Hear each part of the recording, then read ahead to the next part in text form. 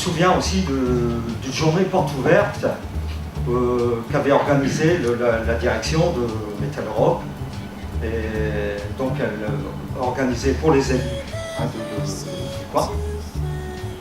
Et je me souviens de la réflexion de l'un d'entre eux lorsqu'on nous sommes allés dans l'atelier raffinage dont je vous parlais tout à l'heure.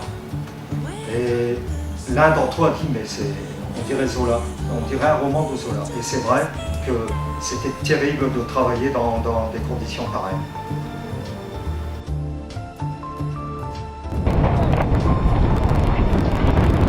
Oui, je te le dis maintenant.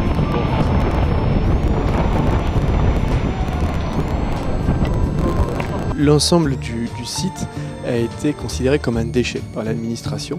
Donc on a ensuite tout analysé, nous avons cartographié le site par rapport à la présence de déchets. On a un système d'information géographique, on avait un plan du site qui nous localisait l'ensemble des déchets et ce plan était corrélé à leur degré de dangerosité.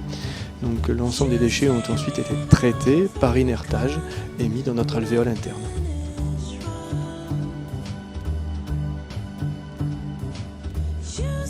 Le principe de la chaîne de démantèlement des productions de véhicules en fin de vie est de produire des matières destinées à la valorisation matière ainsi que des pièces automobiles destinées au réemploi, donc la seconde utilisation. Donc un process assez simple qui permet de démanteler ces pièces voiture par voiture et ainsi les remettre sur le marché, l'ensemble des pièces étant tracées.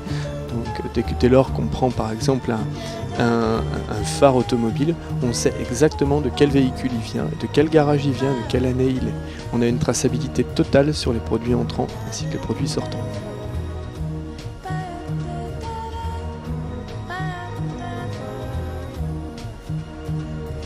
Les déchets réceptionnés issus des ménages, on va dire, sont les déchets venant des déchetteries, des encombrants issus des déchetteries et les encombrants issus des collectes en porte-à-porte. Donc c'est des déchets qui ont déjà fait l'objet d'un tri en interne chez les particuliers, chez les ménages.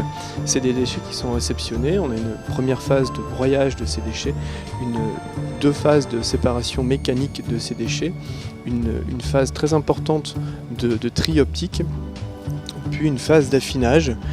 Ces déchets, aujourd'hui, sur les gisements entrants, on a un taux de valorisation qui peut approcher les 50% sur des gisements, et je tiens à le rappeler, qui ont déjà été triés au préalable.